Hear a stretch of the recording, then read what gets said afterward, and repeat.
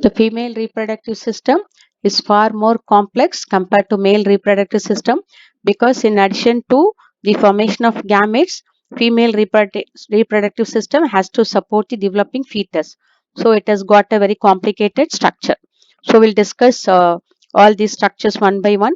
So this is the externally what we can see, and these are a pair of ovaries, and these ovaries are elliptical in structure, and these are the pair of oviducts, which are also called as uterine tube or fallopian ducts, which are connected to uterus.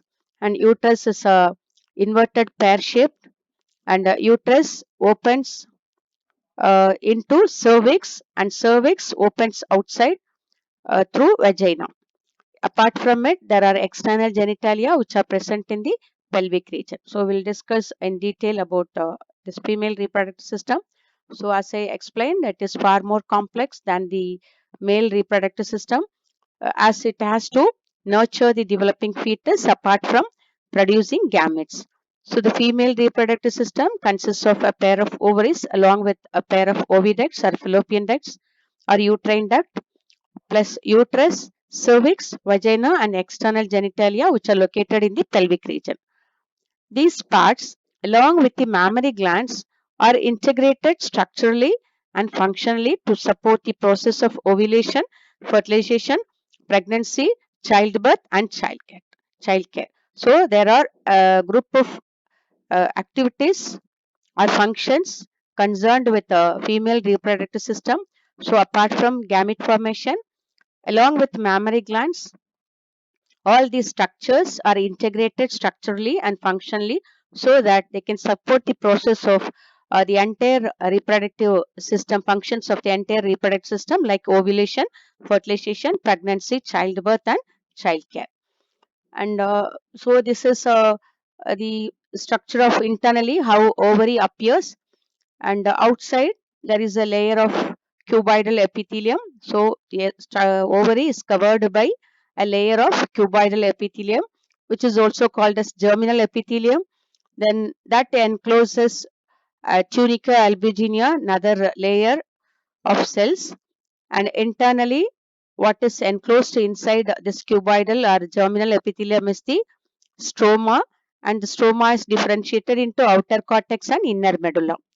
Cortex consists of ovarian follicles of which are at different developing stages, and medulla consists of nerves and vascular structures, that is arteries and veins. Okay, so this is the general structure of ovary, how it appears internally. So ovaries are the primary female sex organs that produce the female gamete ovum. Ovaries are located one on each side of the lower abdomen. It is elliptical in structure and it's about 2 to 4 centimeter long. Each ovary is covered by a thin cuboidal epithelium. It is also called germinal epithelium. It encloses ovarian stroma. The stroma is differentiated as the outer cortex and inner medulla. Below the germinal epithelium is a dense connective tissue, the tunica albuginea. So this shows the uh, transverse section of ovary. So here also we can see the outer cortex that encloses follicles of different stages. That is, these are the primordial follicles which become primary follicles. Primary follicles are converted into secondary follicles. Secondary follicles become Graafian follicle, and this is to show the Graafian follicle releasing the ovum, which is called ovulation. Then what happens to this Graafian follicle? That is, it becomes a corpus luteum and all these structures.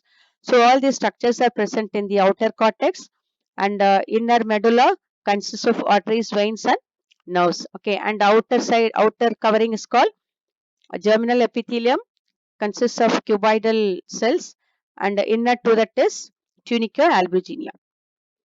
So cortex appears dense and granular due to the presence of ovarian follicles at various stages of development, and medulla is a loose connective tissue with abundant blood vessels, lymphatic vessels, and nerve fibers. The ovary remains attached to pelvic wall and the uterus by an ovarian ligament called mesovarium. So ovary it remains attached to pelvic wall, and the uterus by an ovarian ligament which is called mesovarium. The fallopian tubes, which are also called uterine tubes, are oviducts. Uterus and vagina constitute the female accessory organs. So ovary is the primary reproductive organ, and other structures like fallopian tubes, uterus and vagina, they constitute the female accessory organs. So this is the picture to show the female reproductive system. So we can see here a pair of ovaries which are elliptical in structure, and they are attached to uterus by means of these ligaments, and also this mesovarium, so that it is connected to fallopian duct. And about fallopian duct or uterine duct, it consists of uh, that is the front part which is funnel shaped, and this is called infundibulum. Infundibulum possesses finger-like processes called fimbriae, and infundibulum, little behind it, it is ampulla, which is a wider part, and after that is a narrow duct, a shorter duct, which is called isthmus, that connects ampulla with the uterus. And this shows the internal structure of the uterus. And uterus is an inverted pear-shaped structure, and this anterior part is called the fundus of uterus, and this is the major part. It forms the body of the uterus. And internally, uterus has got three membranes or three walls. It is made up of three walls: outer perimetrium, and middle myometrium, and inner endometrium. Okay, so these are the three walls: outer, middle and inner. So inner is called endometrium, middle layer is called myometrium, and outer it is called perimetrium. So now this vagina, this uterus, it opens into vagina through cervix, and cervix is it forms a canal which is called the birth canal or cervical canal. And cervical canal, internally it can communicate with the uterus by means of internal orifice, and externally it has got another aperture which is called external orifice, through which birth canal or cervical canal can communicate with the vagina. So this is the structure of the female reproductive system, and this is also to show what I explained already with the pair of ovaries and the fallopian ducts and uterus with fundus, and this is the uterus, major part of the uterus, and with the three walls, that is three layers: endometrium, myometrium and perimetrium. And this is birth canal or cervical canal with internal orifice can communicate with uterus, and external orifice that can communicate with vagina. Apart from it, it has got external genitalia. So each fallopian tube extends from the periphery of each ovary to the uterus. The proximal part of the fallopian tube bears a funnel-shaped infundibulum.